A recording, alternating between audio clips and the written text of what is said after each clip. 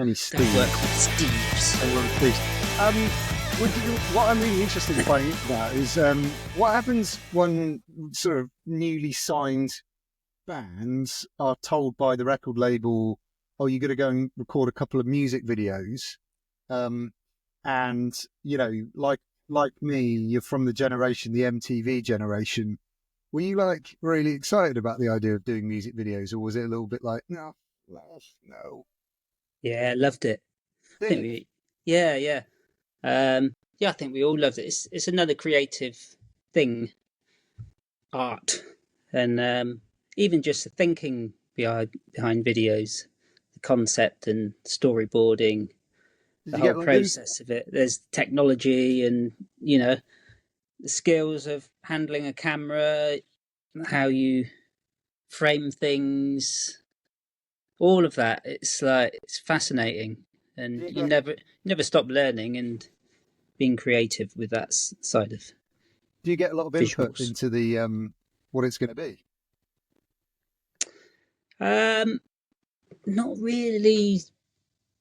No, not from storyboarding because the directors had their ideas, and there were. It was basically put out to a bunch of video companies and video directors and makers, and they basically come up with an idea, and we see the physical story written out in print, so you can just read through the idea, and they have like the basic visuals explained in that as well, quite detailed. Quite a lot of work really. So they're just basically pitching for the job, and then the record company and the band sort of decide, oh yeah, we like that idea, and it's a bit of a mutual thing really. But some seem to sort of stand out for being a good idea for what the song is really. Well, we're going to talk. We are going to talk about Morning Afterglow's video because that's clearly the one to talk about. It's very iconic. I'm also going to speak to Ali about, but Yeah. doing them in order of sort of almost magnitude. The Lost in Space video is huge because you were taken off to what they called the sheds. Cardington hangars. Yeah. The giant aircraft hangars, massive, great thing. They used to land or store Zeppelins in, so they're huge. Yeah. Big. Yeah, the biggest aircraft hangar in Europe was it? Well, there's two of them, and just so enormous. You see photos of it, but being inside it is, I don't know how they built these things because it's a big clear space as well. There's no trusses going. Yeah, it's a massive big pigsty. Basically, there's not a lot going on inside because they need the space. When you think of an aircraft hangar. What did you think when you guys rocked up and saw the scale of it? Just blown away, really, and it is like it's like we're turning up in a vehicle, and it feels like as you're coming up towards like the big doors, it feels like the vehicle you're in is shrinking because of the concept of the perspective of what you're looking at. It's like driving towards a mountain that looks like it's really close, and you can be like driving for hours and it's not getting any closer. It's kind of like felt like that, but speeded up. I remember watching the video on, I don't know, whatever it was, MTV or CD UK. It was on TV somewhere. I remember watching it and because it was pre-internet, so it wasn't like a YouTube thing. And I remember just going, those are the boys we saw down the pub. And now they've got a proper shiny music video with like all the trimmings and the camera angles and all the little kind of, weird little special effects and things. Did you guys feel like you'd sort of arrived at a moment for that first video? Because you had gone from pub to Cardington sheds in 6 months. And I know there was a long journey to get there, but That must have been Yeah, quite a spectacular feeling. yeah, yeah. To do it at that scale with proper crew, yeah, it's like being in a movie, really. Yeah, yeah. Like, um, yeah, just like I don't know, it's a Peaky Blinders moment with all the crew there, just and you're hanging out with the crew, and we're the actors, kind of thing. How many Bad takes? actors, but How many takes? it wasn't like a single take all the way through. So it was Lost in Space was edited after, so it was multiple ideas from the storyboard that were specifically filmed with the storyboard in mind, um, and with the balloon, with the concept of the balloon going into space, and Ali having his suit on and stuff. But the actual story, it doesn't really speak volumes in terms of a story. It kind of gives you a vibe really through it, Yeah, that yeah. connection to space um, and just being a band, an indie band. I thought it was. Uh, I thought it was. I just it's thought it good was. fun. It's I got thought it it's was. I just thought it was the most brilliant introduction to the band for the rest of the country. yeah, Because the great thing about that particular music video is because it's a classic music video with the band in the middle, playing yeah, their instruments, performing, if you like. People were able to look at it and go, "Oh yeah, look, they're a live band. They're a rock mm, band. They have mm, instruments. They play music. mm, They're not a boy band. It's not a mm, pop group." mm. Um, And we were and set up with all the gear as well. yeah, Yeah, no, I thought it was great. I thought it was a cracking video. I put a link to the YouTube uh, channel in the notes so that people can go and have a watch of the video because it's great. Now, the other one, the second video, uh, it's only Ali in yeah. and directed by James Brown, hmm um, who came up with this idea because this is crazy for That was that 1998. was that was James. That was James Brown, and yeah, he's a creative guy. Like in terms of, I mean, he went on and did lots of stuff with TV series, and which he was pretty obvious he was going to go somewhere with that, with his talent. Um, yeah, really grounded as well, which is nice. But yeah, we'll have to find the probably in the archives. I've got the original storyboard for that. I've got the I've Have got you the got it? I've got the You've got the script script, one. The script for it is in the back of the book. So right? Okay, in the appendix, I've actually got James's original script, which he gave me. Um, fantastic. Yeah. it's a beautiful thing. Well, So it's again, brilliant to for anyone who knows the video to then go and look at the script, and it's because obviously the script is done before the result. So if you go back and read through it, it's like, yeah, he pulled it off. I mean, it's a phenomenal piece of work. So it's 1998. Again, for anybody listening or watching who aren't aware, the concept of the video, which we'll also talk to Ali about, he shot morning after he sang the song backwards Mm. whilst James was filming him forward. It wasn't James. James was directing. Right. They So had they had a single cameraman which was handheld, 35mm camera, so film, not digital, and basically it was a single take all the way through the song in reverse. So the cameraman had to work in reverse, pulling focus and manually, pulling, like, that's what I'm saying, like with the skills and creativity in something like that is off the scale to it's pull it mad. off. Yeah. It's like, what's the scene in Saving Private Ryan where they're going over into no man's land, and was it no Saving Private Ryan, or was it a more recent war film? And there's like one camera take following this guy through the trenches and stuff. Yeah. Have you seen? You must have seen that film, Pete. Yeah, I know what film you're talking about. I can't remember what it is. I want to say Warhorse or something. I know what you mean. Yeah, it's similar to Warhorse, but that was like one take. And when I watched that, it reminded me of Morning Afterglow. Right. But not And the just skill one, of the cameraman, the one guy behind that camera. It's but incredible. not just a cameraman doing it in one take. You've also got Ali Mm. singing backwards in one take. Yeah, performing it, having learnt all of the words in reverse to lip sync them, to sound the words phonetically backwards. I mean, he Just, pulled it off so perfectly.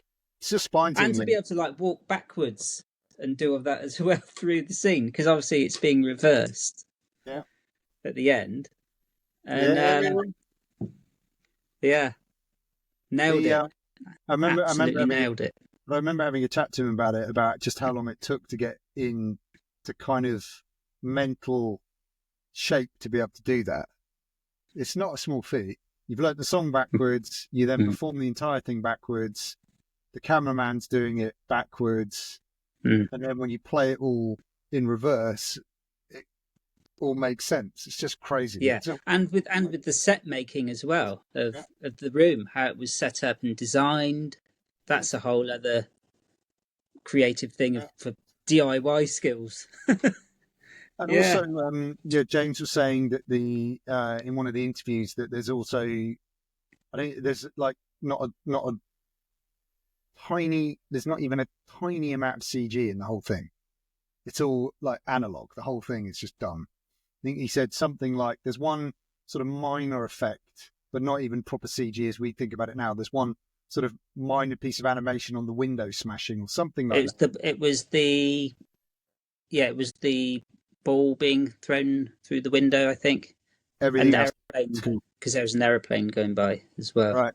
Everything else is practical. It's just great. Yeah. So good. Yeah. But speak to Ali about all of that. Yeah, I will absolutely. I will be. And what did you guys think when you saw it? Because you weren't involved, like you weren't there. I was playing. Actually, I think Ali, there's a picture on the wall with a photo of the band.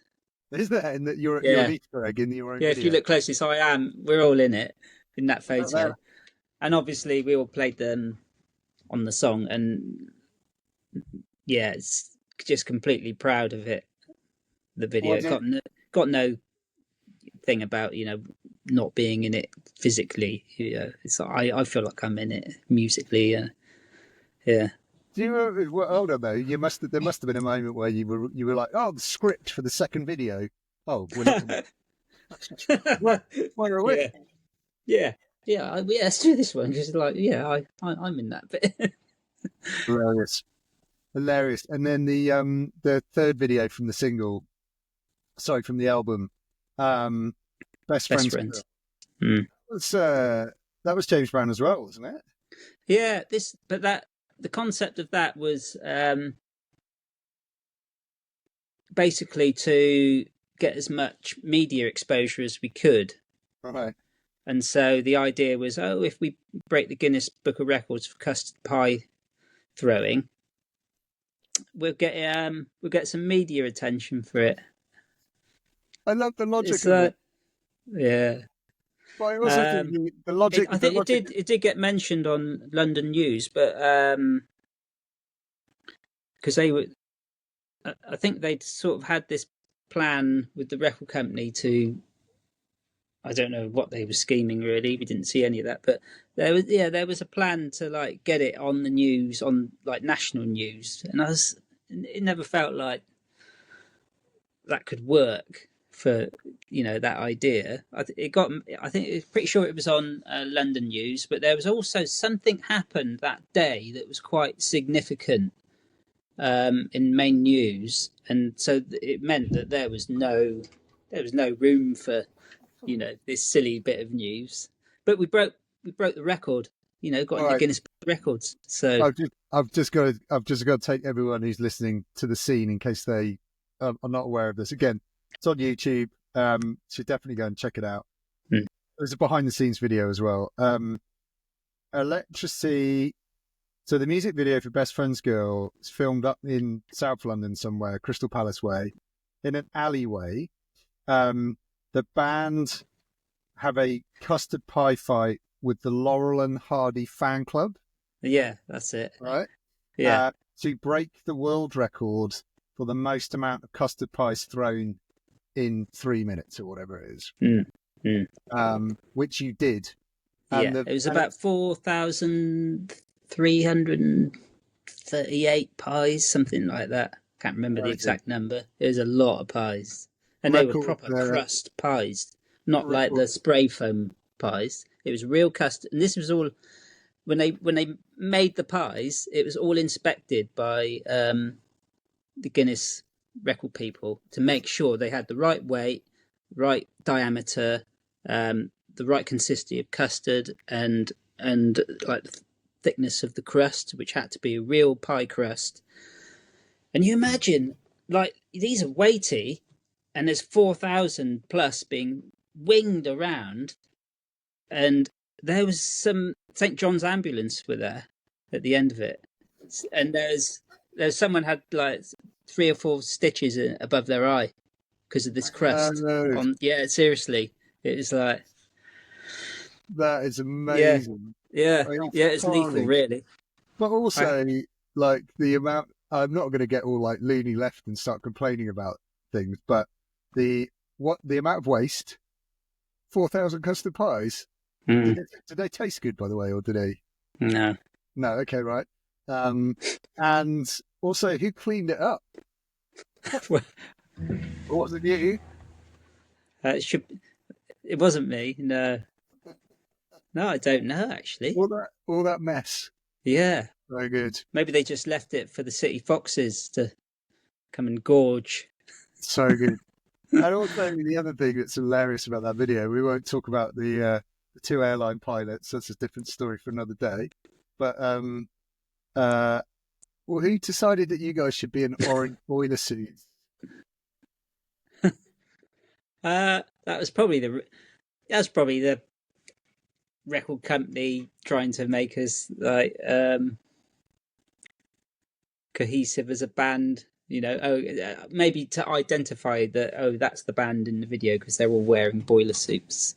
Shall I tell you what I think all these years later? This is like a foreshadowing of things to come. So, couple of years later, the orange boiler suit became synonymous with Guantanamo Bay.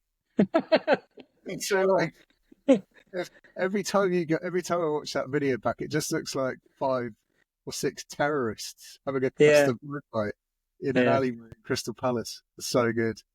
Oh, I do love it. I also love the fact that music video has absolutely no relevance to the song whatsoever. No, not yeah. No, no. It was purely a media spin, and I'm sure there would have been better concepts to have run with. So good, so good. Yeah. You guys didn't do any videos with Arista, did you? Did you record any? No, because they bought the rights for Morning Afterglow from So, Universal. Well, yeah, you know, to release in America, and yeah, the video went with that. Well, Cosmic Castaway was obviously they were pushing for films really. So Cosmic Castaway went on Titan AE soundtrack. So that should have been released as a single.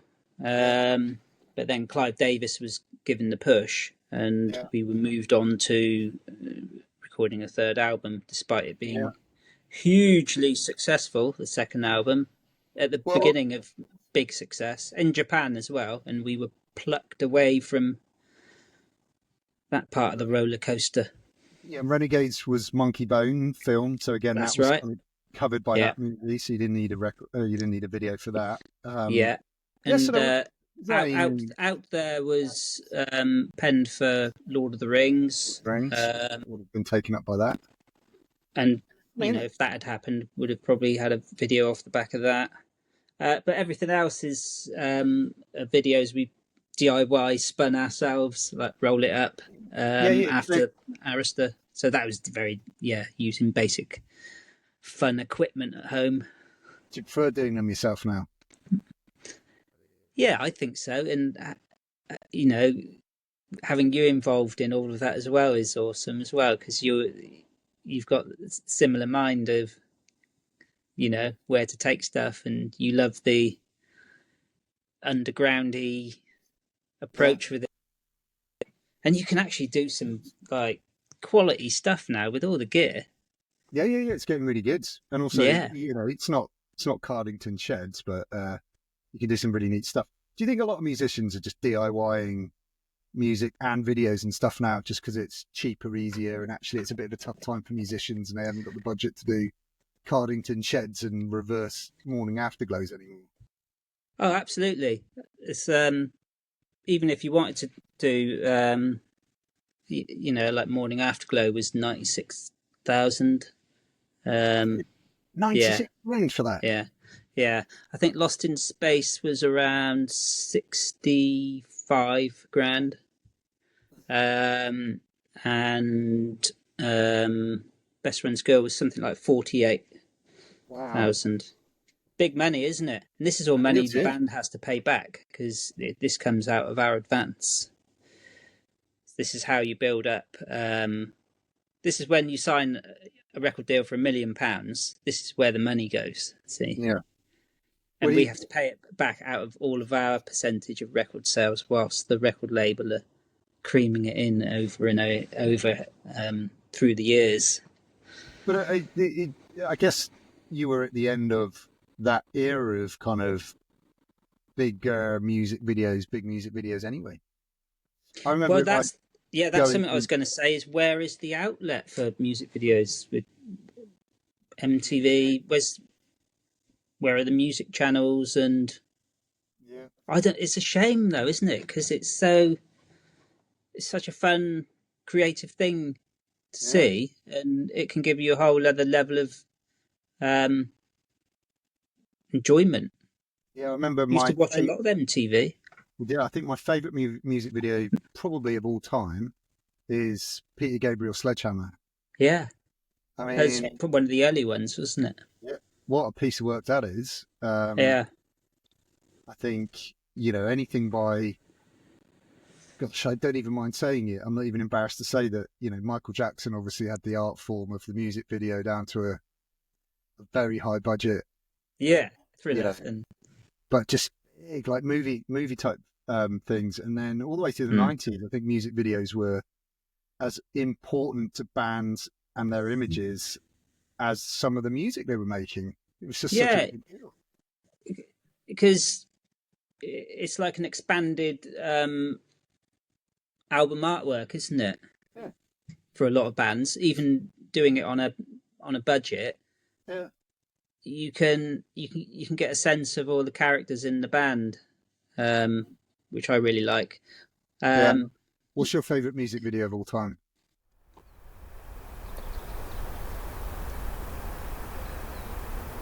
Long pause.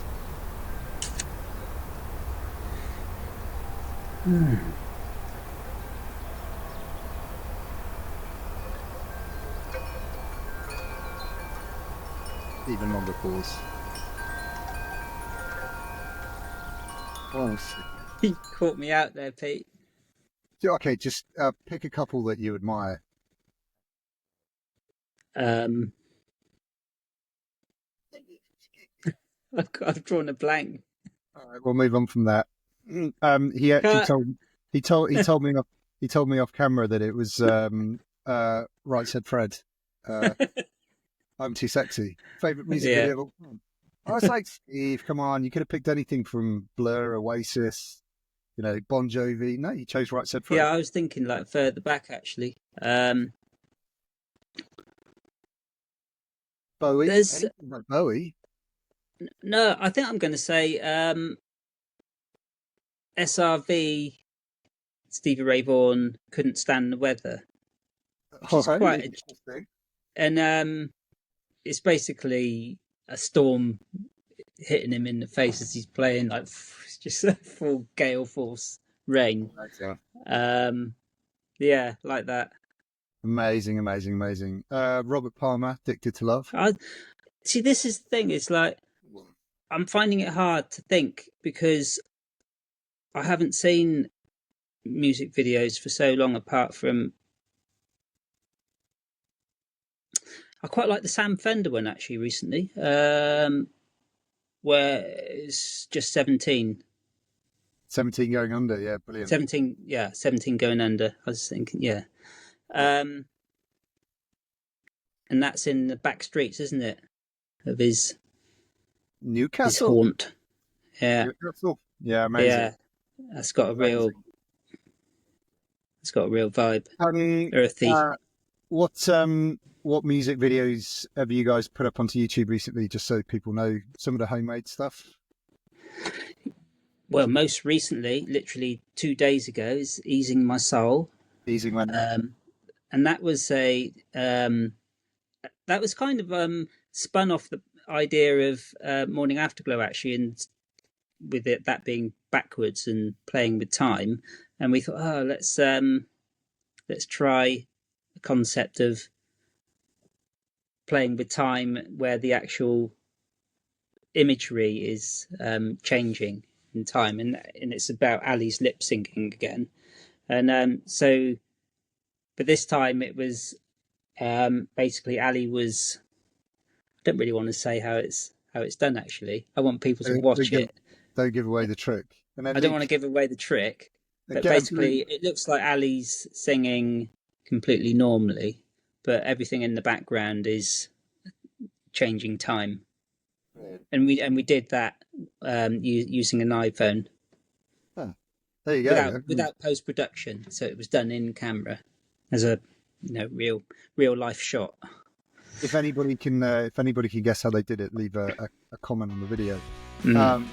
Yeah, there was the Million Pictures video when the new album came out. That was fun as well. So that was fun, and we were all on 4 continents with that. So we were all recording on our relative devices in our relative countries, and pieced that together at the end, edited it all together. In fact, Jim edited Million Pictures in Sydney, Australia.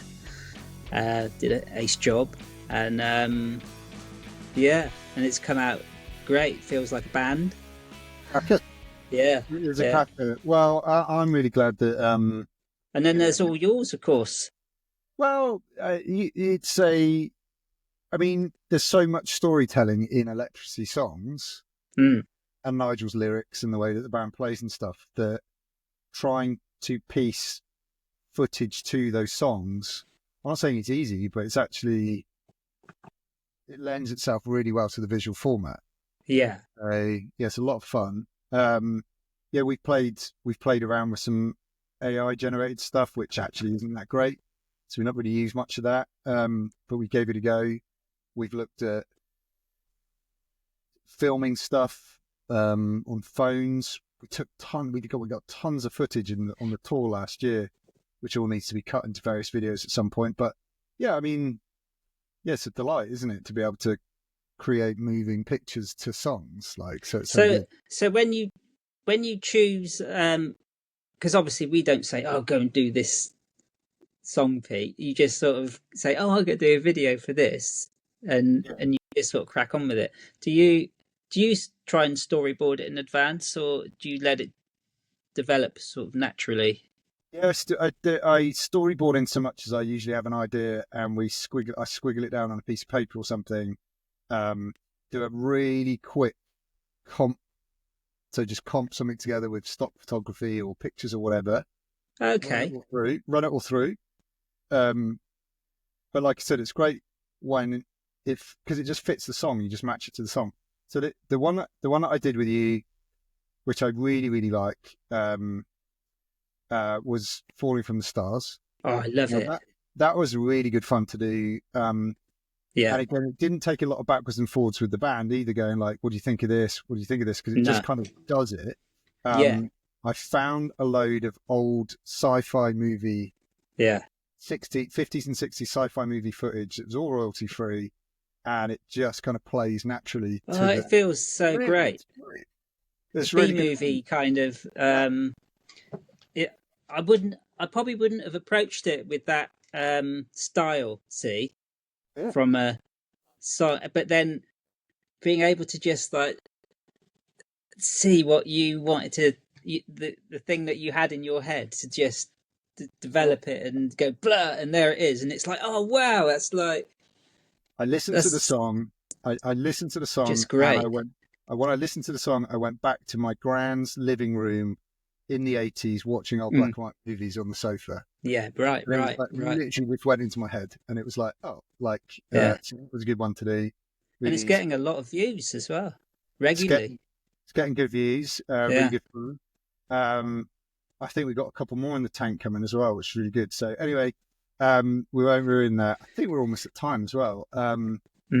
So if you could pick, okay, I'm going to finish with a good philosophical question for you, because I know you're really good at answering these. If you could create a music video for any one of your songs in the back catalogue that currently doesn't have a video, which of your songs do you think deserves a music video that doesn't have one? Deserves. Oh, well.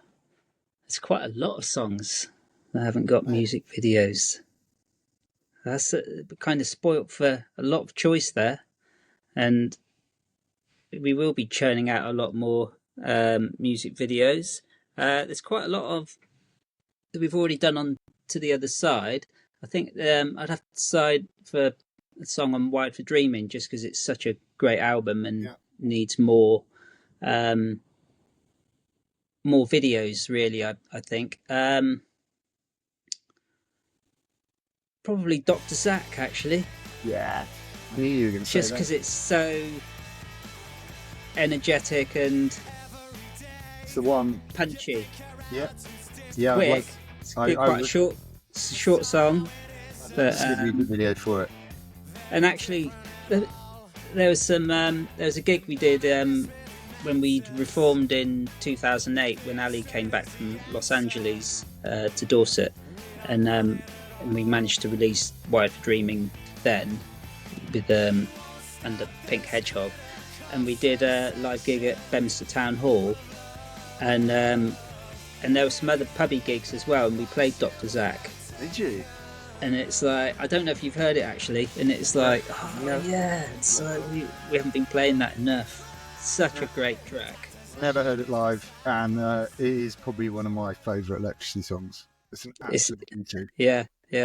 I'll tell you. So I'm going to tell you the one that I think needs a video. Maybe it'll get one this year, Steve. Foot Soldiers. Oh yes, absolutely, got to be. Got to be done. With all the politics of that. Yeah, I think that one is again another kind of anthem. Yeah. That just lends itself. The story of Foot Soldiers. I think the lyrics of Foot Soldiers just lends itself to just images just drop straight onto it. Really good.